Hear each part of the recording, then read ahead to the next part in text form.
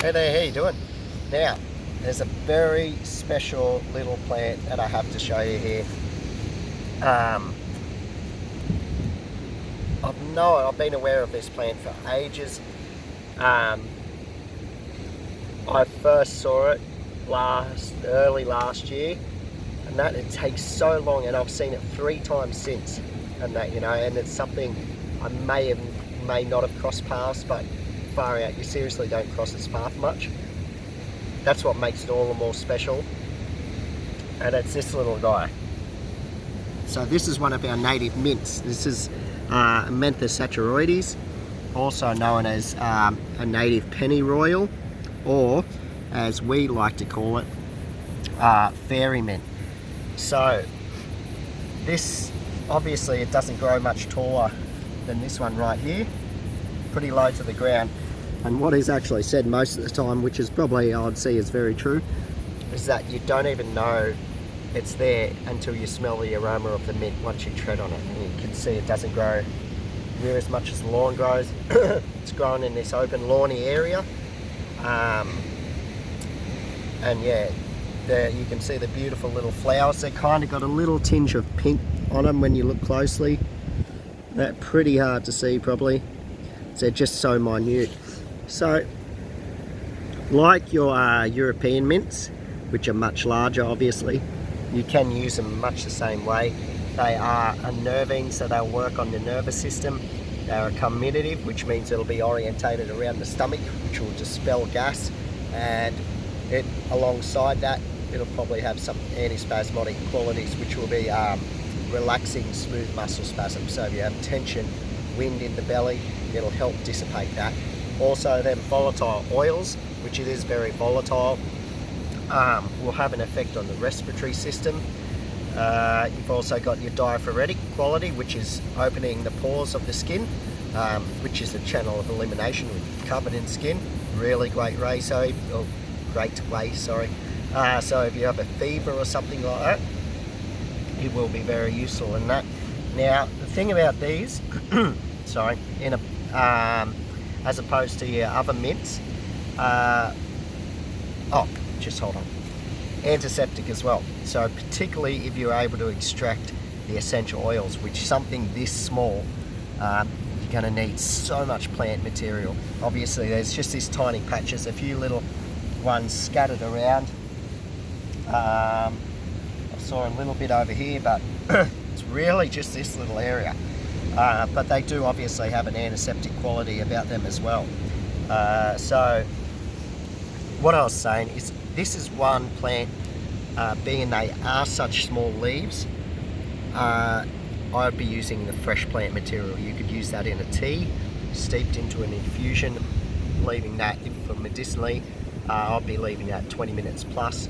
Also a high volume alcoholic tincture or a glyceride or something like that, using the vegetable glycerin, pull out some of them essential oils. If you were doing the tea, you want to keep that lid on, because obviously that heat will expose and bring up all them volatile oils, which you don't want to use, because they are medicinal for you. One thing I would say, I did read in a few areas that it was used illegally as an abortifacient. So that's for abortions and things like that. So if you're pregnant or wanting to get pregnant, I'd see clear. But trying to find it in the first place, this is why it's so special, because you just don't come across this much. But this is obviously a little lawn, grassy area. You can get a bit pooling of water and stuff when it does rain. It's that forested sort of area. They like shade and sun.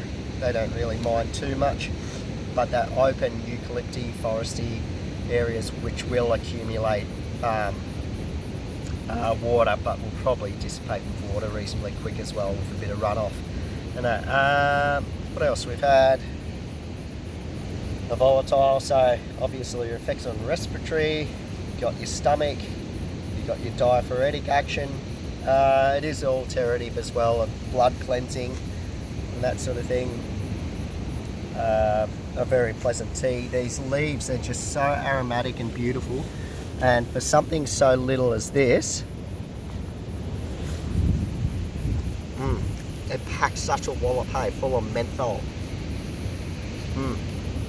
Man, you got to consider these are so much smaller than a mint leaf, and they really do come across really minty.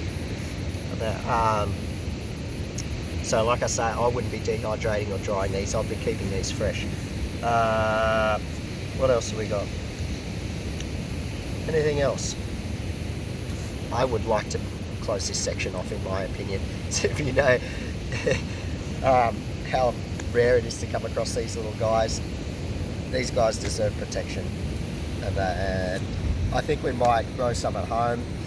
I know where I can get hold of some of these plants, so I might do some growing at home so I can use them more at home and just appreciate them out here, because this is just such a little area. You know, that would be that would be a few teas in a medicinal sort of context, and this would be all gone. They'd probably reshoot and come back pretty quick, but I'd like to see them spread out a little bit more and become a bit healthy. I just hope they don't get mowed.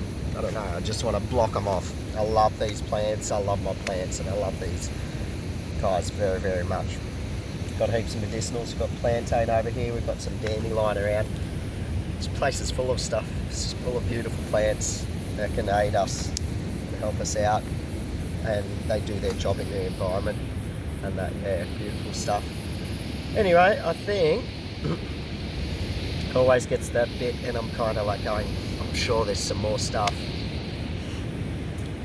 Yeah, but anyway, Menthosaccharoides, leave it at that. If I do have anything else to add, I will do so.